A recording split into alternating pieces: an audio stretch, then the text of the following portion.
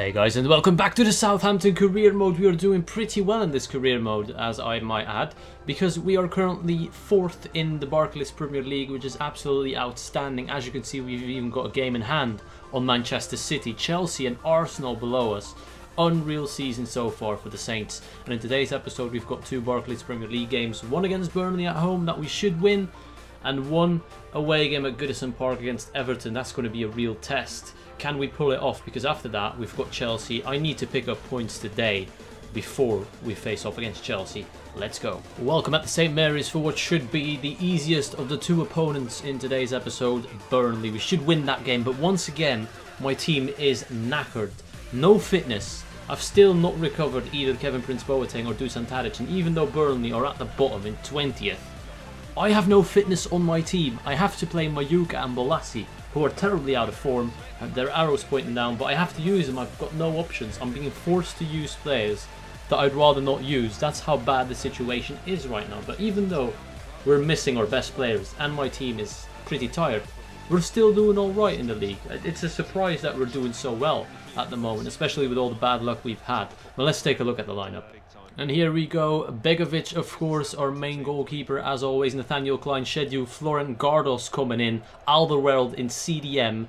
Elia Bolasie and Mayuka behind Moussa Sow. You can see we're missing a lot of players. Shane Long, Mane, Jay Rodriguez, all due to fitness and a few injuries on top of that. Doesn't make for a great squad. Yannick Bolasie inside with the scoop turn. He does well. He's looking for Moussa Sow. He has done well. Moussa Sow hits it straight at the keeper. It's going in. No, it's not. First chance of the game falls to the Saints, but the keeper, with more luck than ability, manages to keep it out. My centre-back is pushing up way above what he should be able to do. Florent Gardos with the shot. Why is he up there? He just kept running. Nobody stopped him, and that's not even a corner. Wow. He can't do everything by himself. He's surrounded by 4 Burnley players. Nathaniel Klein is going to pick it up. Scored an absolute banger in the previous episode. He's still on it. Nathaniel Klein. There's no way I'm going through this Park the Bus team. It's literally so defensive. Well in by Wanyama. This could be the opportunity. They're all a bit out of position. We have to make them... No, still nothing. They've got 1 player up front, and other than that, they're just defending. That's well done, Moussa Sow. Come on, 3v2 situation. Have to make it count this time. Emmanuel Mayuka, 2v1. Mayuka, inside. Emmanuel! Oh my days, what are you doing? That's why you don't start. That's why I don't want to play you. Elia takes it past Kyle Lafferty. He avoids the sliding challenge. Elia, we're going for a cross. I've got no other options.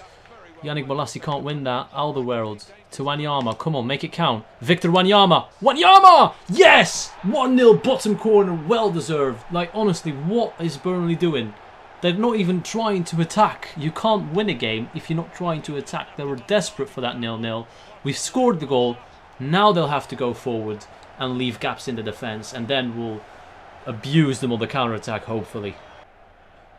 Elia's going to whip a ball in 45 yards if I have the power right.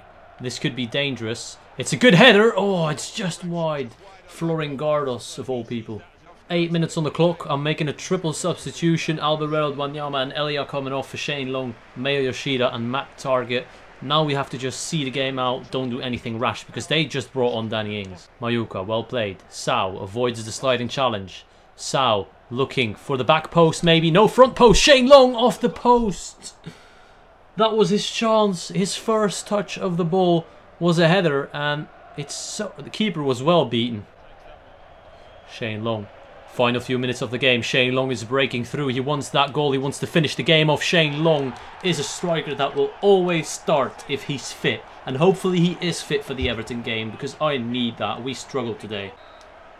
That's the end of the game. A 2-0 win for Southampton. Well-deserved win. We struggled though. Oh shit, I skipped the stats. But you may have seen that they had no shots in the entire game. That's how dominant we were. They didn't even try to attack. It's time to go to Goodison Park to play the game against Everton. That's going to be a massive game. They're currently in 7th. They want to get into Europe. They need the points at home. We just need the points to stay in the top 3 and potentially qualify for the Champions League. That would be massive. Welcome at Goodison Park for the game. Everton against Southampton, two really attractive sides in the Premier League.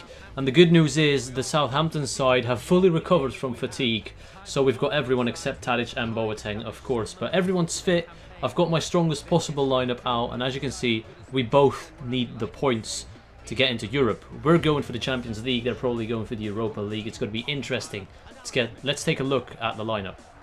And this is the Everton lineup, always interesting to take a look at that. Barkley, Lukaku up front. It's going to be dangerous, and Tim Howard, of course, protecting the Everton goal. And this is my team. I finally could pick the 11 that I want to play because everyone is fully fit and recovered from fatigue except previously mentioned two other players, Boateng and Tadic. I'm playing with Shane Long up front, of course. He always has to start in his form. That's the no-brainer. It's a good ball in. It's a great bit of play by Everton. Fantastic goal. I have to applaud that. Well done by Everton. Well deserved as well. Romelu Lukaku on the end of that. The fact that Barkley still passed, even though he was in a one-on-one, is just pure class. 6th goal of the season for Romelu. Well then, good tackle. We need to find a way to break through the defence. We just can't. We run into Goodison every single time. Oh no, Kevin Morales through. One-on-one. Lays it off to Barkley. Well defended. Now let's get the counter-attack going. Let's do something. Oh, that's a penalty. Fuck's sake. How is that? Oh my days. I'm so lucky to only be at 1-0 down. There we go. I'm completely powerless. Like after 60 minutes, I started to notice, hey, wait a minute. Yes, Everton are playing better than me. Yes, we're not doing well. And I thought that was my fault. No, I'm starting to see little things that just annoy you so much. I saw Shane Long running away from the ball when he was dribbling. I saw Goodison getting dispossessed and tackle me straight away while he was on the floor. Just everything is going against you. This is when you know FIFA decides you have to lose. And I'm not taking it away from them, but Jesus, I can't do anything. I'm glad that's over it. Honestly, guys, 1 hour after being dominated, 1 hour, I was ready. All right, I was ready to accept defeat. I was like, all right, Everton's better. They deserve it. But then I started seeing some dodgy shit from this game, and honestly, that grossed me out. I'm sorry, but I'm not gonna. Every little aerial battle was going their way. Every little tackle was a foul on my part, but a good tackle on their part. Sorry, but this is just... Oh, it was so blatantly obvious after about 60 minutes. I didn't really notice it until the 2-0, but since then it was just utter disgusting programming by this game to say, hey, you're going to lose, deal with it. I know that makes me sound like a sore loser, but I told you, I was ready to accept defeat after 1 hour. I said, right, they're better. But then I started to realise what was going on. When Yama's out for 3 weeks, I don't really care because he was shit. When Musa Sow gets outstrengthed by Leighton Baines, I'm like, what the hell am I even trying? Right, that's going to be the end to an extremely frustrating episode. That was not enjoyable. That was probably the worst game I've experienced so far in this career mode. In the next episode, we'll take on Hull City and Stoke City.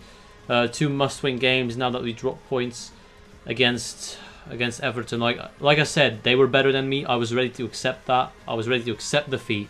But then I really started to notice what was going on. It wasn't me being bad. It wasn't. It was out of my hands, basically. That made... I know, excuses. What can I do about it? I hope you enjoyed. I want to thank you all for watching, and I'll see you all later.